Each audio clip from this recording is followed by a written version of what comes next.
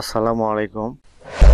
সুপ্রিয় ষষ্ঠ শ্রেণীর শিক্ষার্থী, আশা করছি তোমরা সবাই ভালো আছো। তোমাদের বার্ষিক পরীক্ষা 2024, বিষয় জীবন ও জীবিকা। শিক্ষণ অভিজ্ঞতা, আমার জীবন আমার লক্ষ্য। আজ আমি এই শিক্ষণ অভিজ্ঞতার গুরুত্বপূর্ণ কিছু এক কথায় উত্তর নিয়ে আলোচনা করব।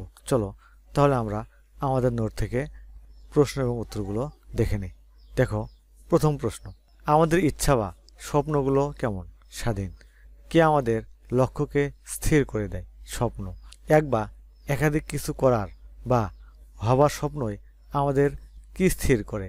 লক্ষ্য। স্কুল বন্ধ থাকলে পলাশ কার কাজে সহযোগিতা করে? বাবার।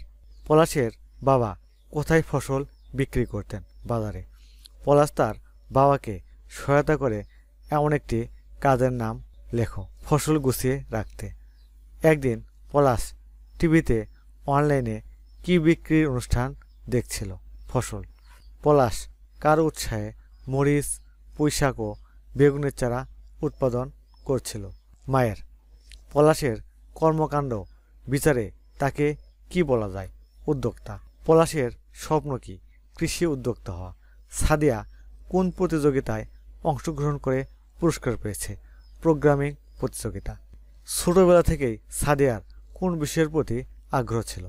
খেলাধুলা ও চিত্রাঙ্কন। বাংলাদেশের স্যাটেলাইটের নাম কি?